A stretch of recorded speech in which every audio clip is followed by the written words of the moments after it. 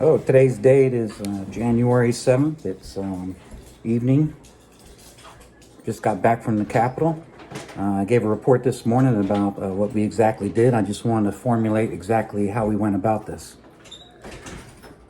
When the January 6th Trump rally was planned, I was contacted by a patriot to assemble a cell cluster, which is a group of people, small groups, that could move freely, work independent. Each cell, the way they work, is you only know one other member of another cell. I was trying to get 6 cells myself. I only got 2, but other patriots hopefully did much better than I did. We tried to make those cells diverse. So I contacted some Hispanic Americans, and I figured, okay, I'll do Marines and Marine vets I knew, and they wouldn't have none of it. And finally, we got the Army guys together. They seemed interested, but then we ran out of people at the end. A few people ditched. The idea was, as I posted on Facebook, was to protect the Capitol at all costs. You remember this? I put this out because we had intelligence that informed us that BLM and Antifa were going to attack the Trump supporters and attack federal buildings to make it look like Trump supporters were rioting. We started our morning. We left the hotel at about 7:30. We arrived at the Trump rally at around 08:15, something of that nature. And we watched the Trump rally in its entirety in Freedom Park, or the Ellipse, whatever they call it. We zigzagged in and out of the large crowd and trying to observe anything that's happening. Every person on the teams were told to get video, wear video cameras, and take pictures. Identify any threats. My team's going to move up behind the end of the group that was leaving the meeting or the rally and heading up towards the towards the national Capitol. That's a pretty good walk, about I don't know exactly how long, maybe a quarter mile or so, or a mile. Heck if I know. But everybody started moving.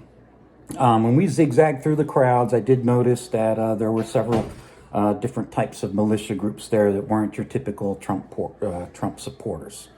I would say there was 3 or 4 different militia groups that were there. Probably pro-right or something of that nature, and is what it is. And they got pushed to the precipice. But at any rate, there were no attacks at the Trump rally. And I was bumping into people, doing all the techniques. I do want to add that I do have a graduate level degree.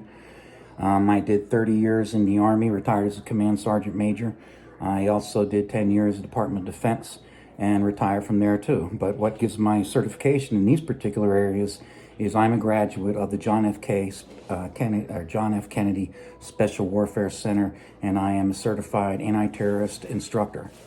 So I don't work anymore, but that certification is still there. Bumping into people, hitting backpacks, trying to see who's carrying what in a passive way, and inconspicuously taking my knee, resting my back, and looking between people's legs, trying to see if there's backpacks left somewhere, items that were out of place. Didn't see any of that. And we went through that crowd, how many? 3 or 4 times all the way around the crowd. So, our team was covering what I call the 12 o'clock position, which was up the Washington Monument all the way down. We had people at the 6 o'clock position. I didn't have teams at the 3 and the 9 o'clock position as I anticipated. And I don't know what other Patriot cell groups are out there that were able to monitor those areas with video camera. However, when we moved to the Capitol, we did start to look around and observe just like we wanted to. You could see this on one of the Fox News clips, myself and these two gentlemen here, which is probably the only reason we're on video now, because we were on video then, pointing out what was going on, discussing it with each other, and trying to figure out what the dynamics were. One of the things we noticed is the Capitol Police allowed certain members into the Capitol and then blocked Trump supporters. And then they opened the doors and let everybody else in. I've seen videos of where they were using the police shields to break windows and things of that nature. Did happen. I don't know how they got those shields from those police officers, but they were able to take it with very little resistance, almost like they were invited. Once these radicals went inside and started tearing up the place and attacking the Capitol Police, there were patriots that went into that Capitol building with no harm, but just wanted to see what was going on. Now, so some of them got suckered into it. They got played. And we were told, you will be baited. You will be baited by them to do things that you shouldn't do. Resist it. And I talked about this on the video too. So we observed the Capitol from the front of the building, and these are some of the things we saw. So some of the things that I observed, I'm trained in long-range reconnaissance, retired from the Army. Some of the things that I observed were groups of people that were communicating on radio with other people on the other sides of the Capitol building. They were using call signs and asking where other people within their group were. They identified these certain people that they were asking about. And when they got their locations, they said, okay, it's time, let's move, go now. And that's when these groups of people that were near us started running up the Capitol steps. And then you see groups from the other side of the Capitol also running up the Capitol steps. And that was right before people were already inside the Capitol building. But that was right before more people rushed in the Capitol building, and that was shortly before the woman was shot inside the Capitol building. Call signs. We heard several call signs being utilized. But could not go live. Wanted to get a lot of things live on Facebook. That way they couldn't be manipulated. No one could question it. I do believe there were jammers there. And I think the jammers were stronger than handheld. Most possibly a backpack with an external battery, because on the ends of the Capitol building you could get signal, but in the front and in the back and around the entrances you could not stream live video. What were the call signs that I'd sent them out before? But Fireball and Fireball, yeah, and like Kilroy. Kilroy.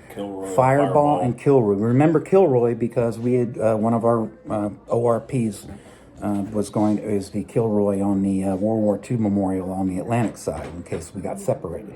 We also had rally points set up at the carousel in front of the Smithsonian Castle, as well as at the Smithsonian metro station to link up in the event that we were attacked and had to split up by BLM and Antifa. While we were en route, I want to back up a little bit because while we were in D.C., we arrived a day early so we could do a reconnaissance of the area. We found that BLM and Antifa were being brought in under police escort. Later, I received information from another patriot stating that Antifa and BLM had been removed from the city. My assumption is they came back. What I did receive as far as information was that Antifa and BLM were going to be wearing Trump hats backwards, and the hats were going to be black. And watch out for those guys because we believe they're BLM Antifa. You know, when you have a large group of people all dressed the same way, wearing the same things, they have pretty much an unregulated or unconventional uniform of types, you might say. So we watched the call signs. We heard the call signs, and we did hear what alleged leader or co-leader or subordinate leader receive a radio message that was inaudible, but he did say rather loud enough for anyone to hear on the bottom of the scaffolding in front of the Capitol, say, "They're in, let's go." And they immediately sent 3 climbers up the scaffolding. They didn't even use the steps. They were able to go straight up the scaffolding. These were young guys. These weren't vets. They weren't wearing any Trump gear other than, I believe, the headgear. Most of them were wearing sand-colored equipment like assault packs, 72-hour packs, things of this nature. We watched them go into the Capitol building. And then we watched the others follow. The barricades were removed by the Capitol Police and then closed, I guess, until they did whatever they had to do, and then opened up for the regular supporters or protesters to come in, and which they did. And I believe they were baited into it. And I feel bad about it, but that's just the way it is. People wanted to see the see the Capitol, and people were saying it's our house and we own this house. It's our taxpayer money. So some guys got baited into going in there just to even look and see what happened, But the people who breached that were not Trump supporters. They were Antifa and BLM. At this time, I realized I failed my mission, because it was to identify Antifa, BLM, and, as you recall in the video, protect the nation's capital. Watch the Cannon building entrance. Watch the Bradley building entrances to the tunnels. Make sure that Antifa doesn't get in there, or BLM, and exploit the situation. They did. But hopefully, in this failure, we were able to provide video. We were on the ground. You see the video of us there, and we were able to, I hope, help the cause so that we can regain our nation back from the deep state and the central bankers that control our monetary systems. What you guys got? I would like to say thanks to these brave men. Many were asked. People they're not what they used to be, man. They're not willing to risk anything, and that's pretty much how we got into this whole situation, is by, I guess, a lack of bravado. That's why I guess they have all the ED commercials. But at any rate, what we've seen is true. And we were sent there to collect video. Everyone was sent there to collect video. We were just one cell of many that were planned. I was short on my cells because I thought I had the people. I tried to get civilians from my hometown, my family's hometown. They bailed on me at the last minute. I tried to get some Marines. They bailed on me. But actually was able to get some my fellow members from the VA and the TBI clinic that I went to. And they pulled through, and these junk men pulled through. And I'll tell you, some of the strongest people in this whole thing has been our women, whether it's our spouse, Allie, or whether it's Linda, and all those other people, that my sister included, that supported us, even though the mission seems a little crazy and it was high risk. But the truth is, Antifa and BLM are responsible for the breach of the Capitol. Now, there are people responsible who went in the Capitol, and we tried to tell them, don't take the bait, don't take the bait. Well, you take the bait, you got to deal with it. But I hope the public understands that they were pretty much corralled into it, And then you had people pushing in from behind them that they couldn't get out. But you can see the people scaling the walls. You can see the video out there, and you can tell those are not normal Trump supporters. Those were militants. Anything to add, brothers? Thank you. Hey, keep the faith, trust the plan.